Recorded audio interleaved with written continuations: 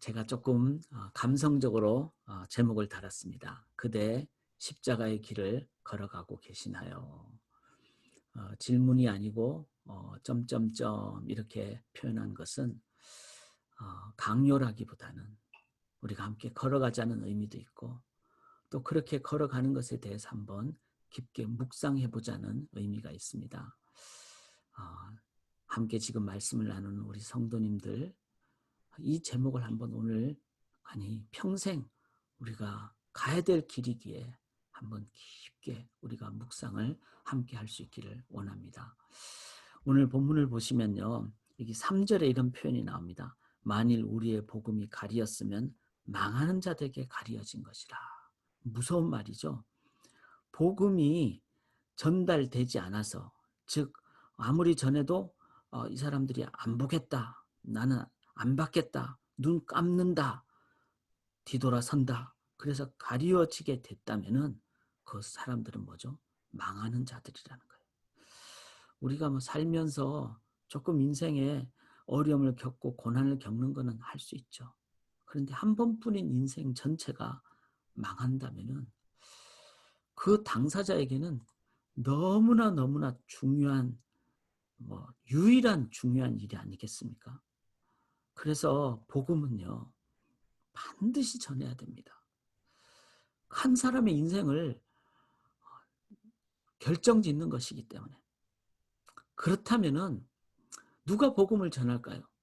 이렇게 목숨 걸고. 그건 복음을 아는 사람만이 전하겠죠. 그렇다면 우리 스스로에게 한번 질문해 보기를 원합니다. 나는 복음이 뭐라고 생각하는지. 자, 복음이 뭘까요? 복음은요, 첫 번째는 여기 10절에 보시면 우리가 항상 예수의 죽음을 이렇게 나오잖아요. 이 죽음이 뭐죠? 죄의 삭슨 사망이요. 즉 복음의 첫 번째는요, 죄값이 죽는 것이라는 것을 깨닫는 사람이 이 복음의 길을 들어섭니다. 그러니까 죄 지으면은 조금 아프다, 이게 아니라, 또 죄 지으면은 한 1년, 2년 감옥에 간다, 이게 아니라, 죄 지으면은 영원한 죽음이다. 영원한 죽음은 끝나는 게 아니라, 없어지는 게 아니라 지옥의 영원한 고통을 영원히 받는 것. 이게 죄의 값이라는 것을 인정하는 사람. 그런 사람이 바로 복음을 사모하게 됩니다. 자, 이 첫 번째가 없으면요, 복음에 대한 간절함이 없습니다. 절실함이 없습니다. 우리가 꼭 기억해야 됩니다. 예수가 왜 죽었는가? 왜 십자가인가? 죄값 때문에 그렇다는 거. 자, 그랬을 때 두 번째는 10절에 보면 예수의 죽음을, 내가 죽어야 되는데 예수님이 대신 죽으셨어요. 예수님은 하나님이시잖아요. 하나님이 죽어야 될 만큼 죄값은 우리가 치를 수 없을 만큼 그 값이, 죄값이 너무나 비싸다는 것. 하나님의 죽음 값.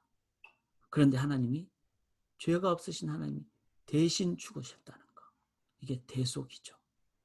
그래서 복음은 나 대신 하나님이 죽으셨다는 것. 얼마나 감사한 일입니까? 제가 여러분에게 아마 돈 저는 없지만 만불을 여러분에게 꿔줬는데 어느 날 안 갚아도 된다 그러면 평생 저한테 감사하지 않겠습니까?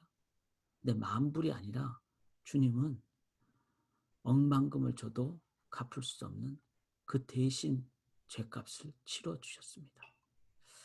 그러니 이게 은혜 아닙니까? 그러니 이게 감사가 아닙니까? 그런데 예수님이 죽으신 것으로 끝나는 것이 아니라, 예수님은 예수의 생명이 또한 우리 몸에 나타나게 하렵니다. 예수님은 죽으신 다음에 부활하셨다는 겁니다. 부활. 그래서 14절에 보면 주 예수를 다시 살리시니가 예수와 함께 우리도 다시 살리사. 다시 살리신 그 하나님, 죄값을 치른 후 부활의 능력으로 하나님에서 14절을 빠뜨렸는데요, 다시 살게 되는, 이것이 바로 복음의 세 번째입니다. 자, 복음은 죄로 인한 죽음, 그것을 깨달은 자가 나를 위해서 대신 죽으신 예수님의 은혜를 의지하고 감사하고, 그리고 죽으신 것으로 끝난 것이 아니라 부활하신 게 하시는 하나님의 능력을 깨닫게 되는가. 자, 그렇다면은 이 세 가지를 이해한 사람, 인정한 사람, 깨닫는 사람, 이 사람은 어떻게 합니까? 이제 나 위해서 대신 죽으신 예수를 의지할 때, 예수를 믿는, 의지하는 그 삶을, 이 세 가지를 계속 깨닫는 사람은 매 순간 지금도 계속 깨닫고 의지하는 거죠. 그래서 10절에 우리가 항상 예수의 죽음을 몸에 짊어지면 예수의 생명이 또한 우리 몸에 나타나게 하려 함이라. 현재형이자 항상. 11절에도 우리 살아있는 자가 항상 예수를 위하여 죽음에 넘겨지면 항상, 이렇게 되는 거죠. 자, 이제 이것이 복음이라는 것을 깨닫는 사람은 우리가 꼭 기억해야 될 것은, 우리 또한 이제 예수님의 그 길을 세상에 보여줌으로, 세상에 살아감으로, 왜냐하면 지금은 예수님은 이 땅에 안 계시기 때문에, 그래서 우리 보고 그 길을 걸어가라고 하시잖아요. 나에게 오는 자는 십자가를 지고, 그 십자가의 삶을 우리가 살아갈 때. 그런데 여기서 한 가지 제가 꼭 이 새벽에 몇 차례나 나눴지만, 우리는 이것을 다 알죠. 인정도 하고, 이거 이제 흐려지면 안 됩니다. 그 다음에 대신 죽으셨다는 것. 그래서 나에게 오는 자는 십자가의 길을 걷게 하려 함이라. 그 십자가의 길을 걸어갈 때 반드시 하나님께서 부활의 능력으로 인도하십니다. 그래서 십자가의 죽음과 부활의 영광은 함께 가는 것인데, 문제는 우리가 부활의 영광을 알지만 우리가 가야 될 길은 십자가의 길이라는 겁니다. 부활의 능력과 영광은 하나님께서 하신 일이라는 겁니다. 이것이 오늘 본문에도 이렇게 나오잖아요. 12절에 사망은 우리 안에서 역사하고, 자, 우리가 십자가의 죽음의 길을 걸어가고 생명은 너희 안에서 역사하니라. 하나님의 그 부활의 능력, 그 전도받고 부활하고 생명을 얻고, 그래서 예수 믿는 우리가 해야 될 것은 우리가 십자가의 길을 걸어가는 그 길로 끝나는 거예요. 여기 14절에도 주 예수를 다시 살리신 이가, 즉 하나님께서 부활케 하시는 거죠. 예수와 함께 우리도 살리리니, 그러므로 우리가 해야 될 일은 뭐죠? 우리가 해야 될 일은 바로 십자가의 길을 걸어가는 것. 그래서 10절에 우리가 항상 예수의 죽음을 몸에 짊어짐은, 우리는 우리가 해야 될 일은 십자가의 길을 걸어가는 길이죠. 이 길이 바로 빌립보서 2장에도 그렇게 나오잖아요. 너희 안에 이 마음을 품으라. 5절에 그리스도의 예수의 마음인데, 그 예수의 마음은 하나님의 본체시나 취할 것을 하나님으로 취할 것을 여기지 아니하시고 자기를 비워 종의 형체를 가지사 사람의 모양으로 나타나사 죽기까지 십자가에 복종하셨고 죽으셨어요. 이것이 주님이 가신 길이었습니다.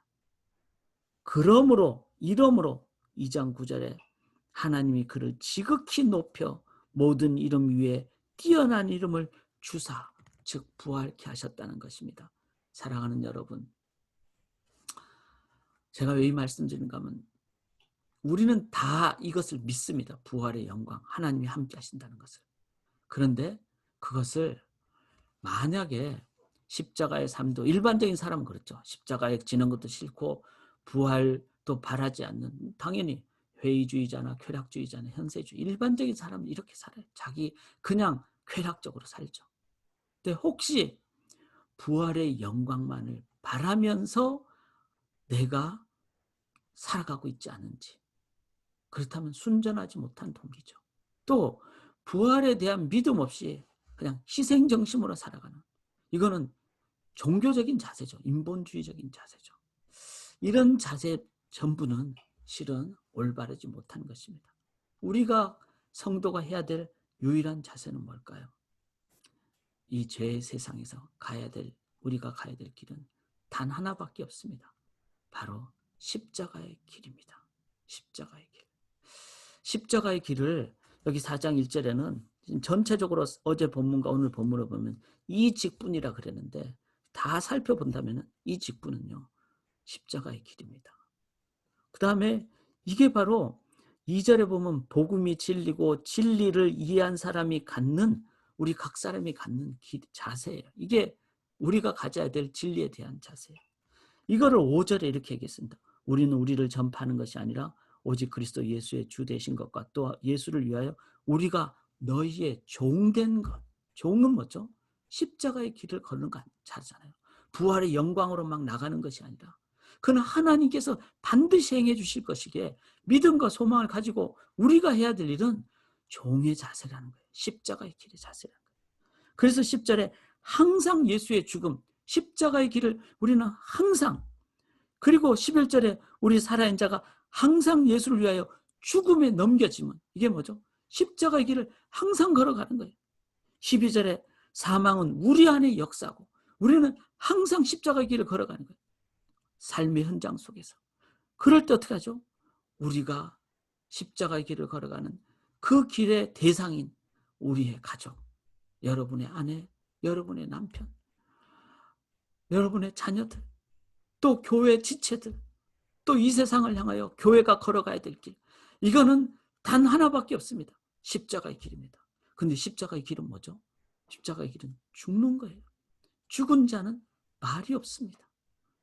죽으면서 내가 이렇게까지 했는데 너는 나한테 아무것도 안 주냐? 그건 아직 안 죽은 자예요.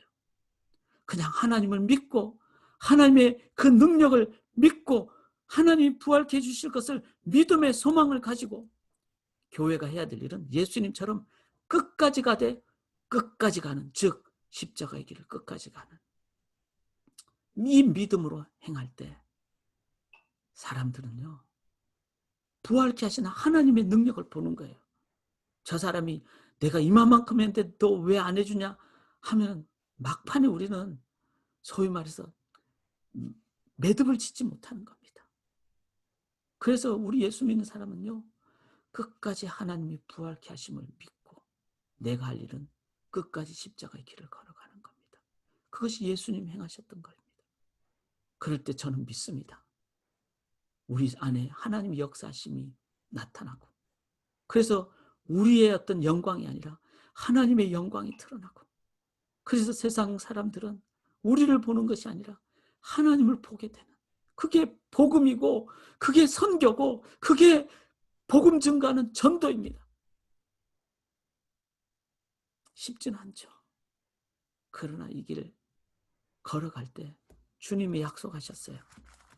보라, 볼지어다 내가 세상 끝날까지 너희와 항상 함께 있으리라.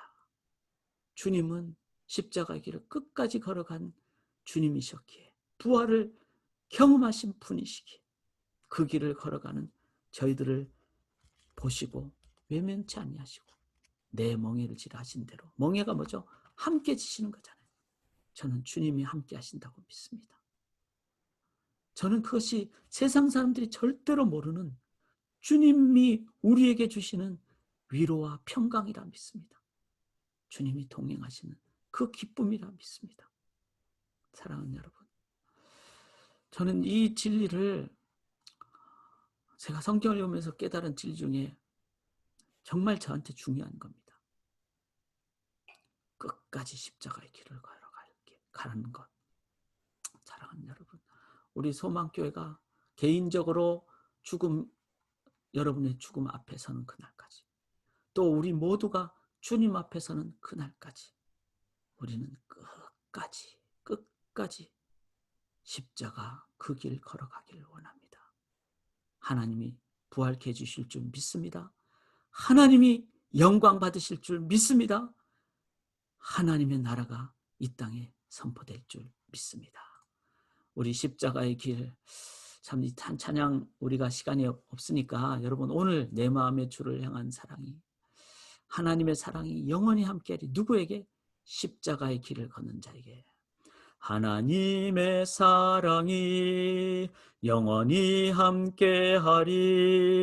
십자가의 길을 걷는 자에게. 순교자의 삶을 사는 이에게 조롱하는 소리와 세상 유혹 속에도 주의 순결한 신부가 되리라. 내 생명 주님께 드리리. 아멘. 주의 순결한 신부가 되는 십자가의 길을 걸어가는 귀한 삶 되시기를 주님의 이름으로 간절히 기원합니다.